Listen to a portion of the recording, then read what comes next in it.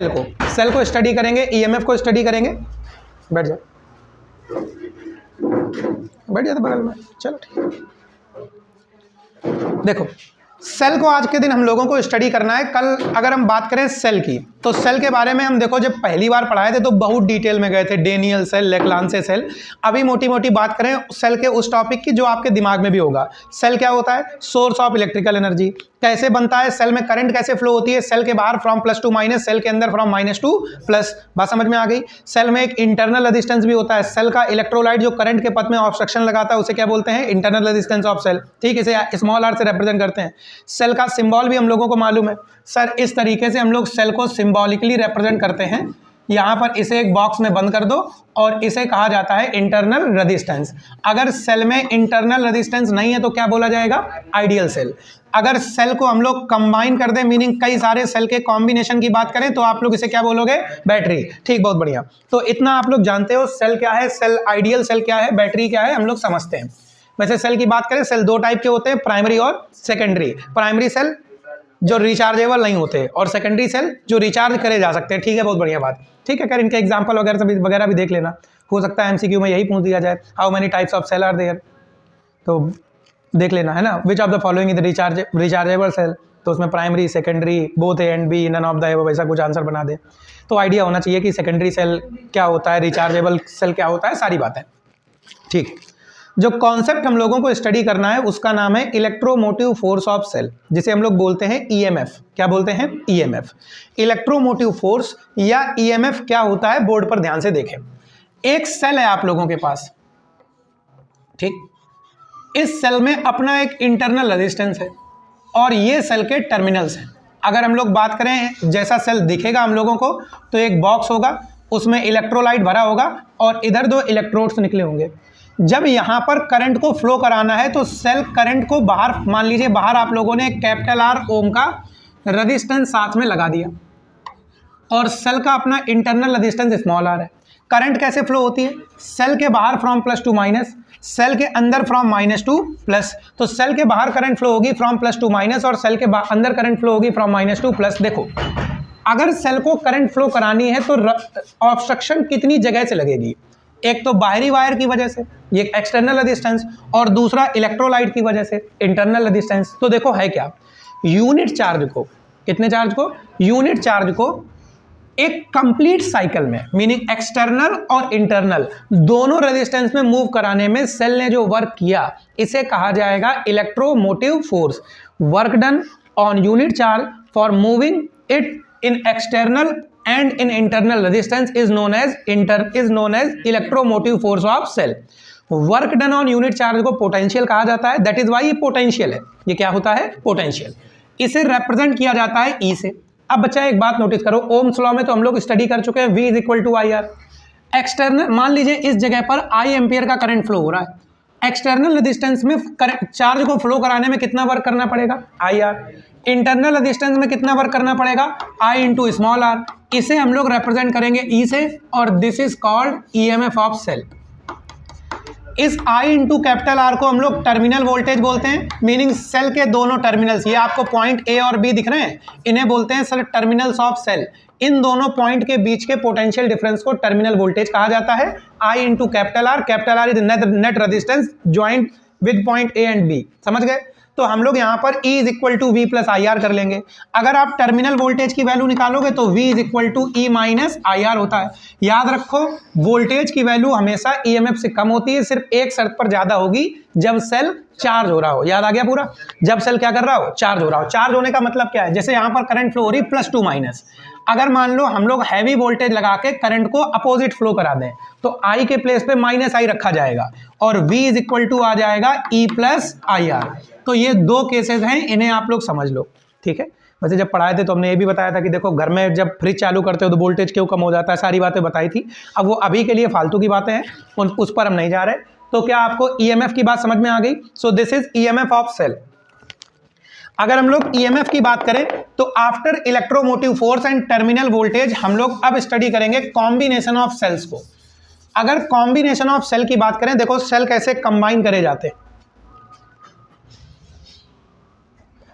देखो जैसे मान लो आपके पास एक सेल है, इस सेल का ईएमएफ ई है और इंटरनल रेजिस्टेंस आर है। ईएमएफ समझ गए कि एक कंप्लीट साइकिल में सेल चार्ज को फ्लो कराएगा, जितनी एनर्जी खर्चा करेगा या जितना वर्क करेगा उसे क्या बोल देंगे, इलेक्ट्रोमोटिव फोर्स या ईएमएफ। ठीक,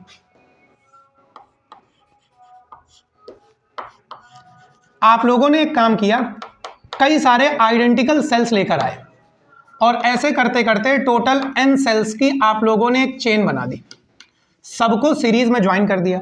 सबको सीरीज में ज्वाइन करने के बाद इसका कनेक्शन एक एक्सटर्नल रेजिस्टेंस के साथ कर दिया। ठीक है, सबको सीरीज में ज्वाइन करने के बाद सबका कनेक्शन आप लोगों ने एक एक्सटर्नल रेजिस्टेंस के साथ कर दिया। आप लोगों ने बोला कि सर ये बताओ कि इस सर्किट में नेट करंट कितनी होगी। लेट्स से ईएमएफ यहां पर इसका भी ई है और इंटरनल रेजिस्टेंस कितना है, आर। आपने बोला ठीक। अब जरा लॉजिकल सोचो, फॉर्मूला पढ़े हो, E is equal to I capital R plus I small R. अगर तुम लोग आई की वैल्यू निकालोगे तो आपके पास आएगा E upon capital R plus small R. मोटी बात समझो, अगर आपको करंट चाहिए तो नेट ईएमएफ में नेट रेजिस्टेंस का डिवाइड कर दो। मीनिंग हम लोग जब यहाँ पर करंट को निकालेंगे, आपसे करंट के बारे में ही पूछा जाएगा, फिर सेल्स को सीरीज में ज्वाइन किया, बताओ करंट कितनी होगी। तो आप लोग क्या करने वाले हो बच्चा, नेट ईएमएफ में नेट इलेक्ट्रोमोटिव फोर्स में नेट रेजिस्टेंस का डिवाइड करोगे। ठीक है, नेट ईएमएफ में नेट रेजिस्टेंस का आपको डिवाइड करना है और this is how you can find value for current. अब हम लोग बात करें यहां पर नेट ईएमएफ कितना, तो चलो पहले तो नेट ईएमएफ की बात कर लें।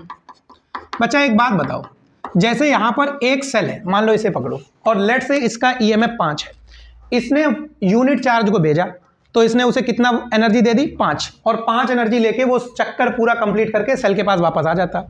लेकिन वो 5 एनर्जी लेके इसके अंदर पहुंच गया और इस सेल के पास ऑलरेडी एनर्जी 5 थी, तो यहां से चार्ज निकलेगा 10 की एनर्जी से, इसके अंदर पहुंचेगा, ये अपनी 5 दे देगा, कितनी एनर्जी से, 15 की एनर्जी से। तो आप लोग नोटिस कर रहे हो जैसे जैसे सेल क्रॉस होते जा रहे हैं उतने टाइम्स एनर्जी बढ़ती जा रही है।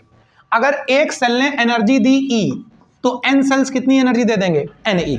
तो नेट ईएमएफ कितना रहेगा बेटा, Ne। नेट रेजिस्टेंस की बात करेंगे। आप बच्चा एक बात बताओ, इन सब में आप लोग नोटिस कर रहे हो कि सर ये सारे रेजिस्टेंसेस में करंट सेम है, और पढ़े हुए हो आप लोग, कॉम्बिनेशन ऑफ रेजिस्टेंस नहीं बताने वाले, वो तुमको मालूम होगा सीरीज में कैसे जोड़ते हैं, पैरेलल में कैसे जोड़ते हैं। ठीक है, अगर आप देखो कि सारे के सारे रेजिस्टेंसेस की बात करें तो ये सारे के सारे सीरीज में है क्योंकि इनमें करंट सेम है। ठीक है, आप बताओ सीरीज कॉम्बिनेशन में जोड़ने के लिए R1 plus R2 plus R3 इस तरीके से करते हो। इस रेजिस्टेंस की बात करें R, 2R, 3R, 4R, n cell से तो कितना आएगा, n स्मॉल r, और उसके साथ ये कैपिटल R जुड़ जाएगा। तो नेट रेजिस्टेंस आने वाला है capital R plus n into small r। अब तुमको जो करंट चाहिए, नेट ईएमएफ की बात करोगे तो ये आपके पास रहेगा Ne, और रेजिस्टेंस की बात करोगे R plus n into small r। So this is value for current in series combination. अब ये कब इफेक्टिव है, पहला केस जब मान लो एक्सटर्नल रेजिस्टेंस बड़ा है, इंटरनल रेजिस्टेंस छोटा है, जिसे छोटा माने उसे 0 कर दो। अगर ऐसा होगा तो करंट की वैल्यू को देखो, n capital E, small r को 0 करोगे तो अपॉन में कितना आएगा, कैपिटल R। तो आप देखो एक सेल से करंट मिलती E बाई R, तो n सेल से कितनी मिलेगी, n टाइम्स, तो करंट बढ़ जाएगी इन सीरीज कॉम्बिनेशन। लेकिन दूसरे केस में अगर मान लो सेल का इंटरनल रेजिस्टेंस ज़्यादा है और एक्सटर्नल रेजिस्टेंस कम है, तो उस सिनेरियो में कैपिटल R को 0 कर लो। जब कैपिटल R को 0 करोगे Ne अपॉन NR रहेगा, n से n कटेगा, वैल्यू कितनी बचेगी बच्चा, E अपॉन स्मॉल r। तो देखो यहाँ पर n नहीं आ रहा है, जितना एक सेल से करंट मिलती उतनी ही हम लोगों को n सेल से करंट मिलेगी अगर एक्सटर्नल रेजिस्टेंस कम है। एक्सटर्नल रेजिस्टेंस कब कम होगा, ये हटा ही दो, इस पॉइंट को यहां से घुमा के जोड़ दो, सॉर्ट कर दो, तो जितनी एक सेल करंट देता है उतनी सारे मिलके भी करंट देंगे। समझ में आ रही बात आपको। लेकिन अगर एक्सटर्नल रेजिस्टेंस है तो हमको करंट बढ़ के मिलने वाली है। क्या मेरी बात समझ पा रहे हो। सो ये हम लोगों के पास हुआ combination of cell in series combination. Now we will study combination of cell in parallel combination. देखो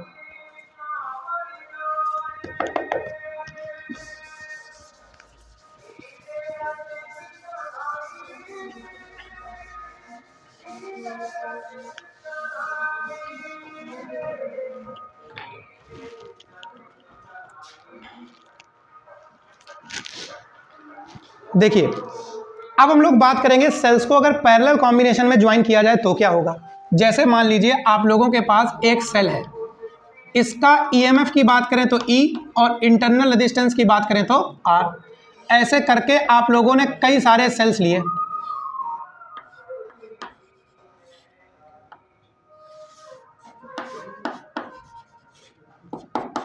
टोटल कितने सेल्स ले लिए? M cells. और इन सबको भी आप लोगों ने पैरेलल कॉम्बिनेशन में जोड़ दिया। थोड़ा सा यहाँ पर डिज़ाइन में डिफेक्ट आया, कर कोई बात नहीं। यहाँ पर आप लोगों ने पैरेलल कॉम्बिनेशन में इन सबको जोड़ा। सारे के सारे सेल आइडेंटिकल हैं, सबका internal resistance internal resistance small R, और ईएमएफ की बात करें तो ई। अब जरा नेट ईएमएफ की बात करूं। नेट ईएमएफ की बात करो, सोचो इस सेल का ईएमएफ 5, इसने चार्ज को भेजा कितनी एनर्जी के साथ? 5। वो 5 का चार्ज आएगा, क्या किसी दूसरे सेल से इंटरेक्ट करेगा? दूसरे सेल से चार्ज आया, किसी दूसरे सेल से इंटरेक्ट करेगा? अगर आप यहां बैठ के देख रहे हो, कोई भी चार्ज तुमको मिलेगा, सबकी एनर्जी कितनी होगी? 5 होगी। 5 से ज्यादा होगी क्या? नहीं होगी। मीनिंग जो नेट ईएमएफ है वो एक सेल के ईएमएफ के बराबर है। समझ गए? दूसरे नंबर पे नेट रेजिस्टेंस की बात करो। इसे जरा समझो बच्चा, ये स्मॉल आर ओम वाले रेजिस्टेंस सारे के सारे पैरेलल में जुड़े हैं, तो इनके नेट रेजिस्टेंस को पहले सॉल्व कर लो। 1 upon small R, 1 upon small R, और ऐसे कितने टाइम्स होंगे? m times. ठीक है, डायरेक्ट निकाले दे रहे हैं। r डैश की वैल्यू आएगी m अपॉन स्मॉल आर, और इन सबके साथ ये कैपिटल R वाला सीरीज में जुड़ा है। तो नेट रेजिस्टेंस की जब आप लोग बात करोगे तो यहाँ पर बचा, उल्टा लिख दिया, r अपॉन स्मॉल m बचेगा। तो r अपॉन स्मॉल m के साथ आप कैपिटल R को जोड़ोगे, जो कि वैल्यू आपके पास आएगी small r plus m capital R upon में m। समझ गए? अब देखो बच्चा क्या होगा, अगर हम लोग इस जगह पर नेट रेजिस्टेंस जान गए, नेट ईएमएफ जान गए, तो करंट निकाल सकते हैं। करंट की value net EMF upon net resistance. Net EMF कितना होगा? E। नेट रेजिस्टेंस की बात करेंगे कितना आएगा? Small r plus m into capital R upon में क्या रहेगा? m। इस m को ऊपर भेज दो, I इज इक्वल टू हो जाएगा m e upon small r plus m into capital R। बताओ बात समझ में आई? पक्की बात? तो आप लोगों के पास ये वैल्यू हो गई I into M E upon small r plus m capital R। अब सोचो, अगर मान लो एक्सटर्नल रेजिस्टेंस बड़ा है तो कैपिटल R को जीरो कर लो, I की वैल्यू बचेगी m capital E upon small r। Current बढ़ के मिलेगी, m गुनी हो जाएगी। दूसरे नंबर पे अगर मान लो इंटरनल रेजिस्टेंस ज़्यादा है तो कैपिटल R को जीरो कर लो। उल्टा लिख दिया क्या? यहाँ पे ठीक है, थोड़ा जल्दीबाजी कर गए। Capital R is greater than small r। अगर देखो कैपिटल R ज़्यादा है तो स्मॉल r को जीरो करो अब की बार, और वैल्यू आएगी आप लोगों के पास m capital E over m capital R। काट लो, वैल्यू कितनी बचेगी? E upon R। जो एक सेल से करंट मिलती वो हम लोगों को m सेल से करंट मिलेगी जब इनको किस में जोड़ा जाए? पैरेलल में। क्या मेरी बात समझ में आ गई? सो पैरेलल कॉम्बिनेशन और सीरीज कॉम्बिनेशन में ऐसा रहने वाला है। पैरेलल और सीरीज के बाद बात करें तो अगले नंबर पर हम लोगों के पास आने वाला है अगले नंबर पर आने वाला है मिक्स कॉम्बिनेशन। और देखो मिक्स कॉम्बिनेशन क्या है, रब करें।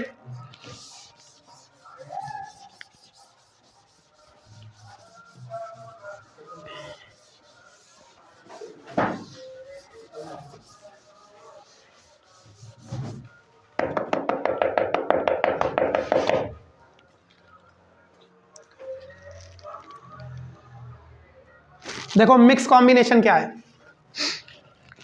अगर मिक्स कॉम्बिनेशन की बात करें तो जैसे आप लोगों के पास कई सारे आइडेंटिकल सेल्स हैं, आप लोगों ने n सेल्स को ज्वाइन करके एक चेन बना दी। ऐसे ही आप लोग कई सारी चेन्स लेकर आ गए, और मान लीजिए m चेन्स लेकर आ गए।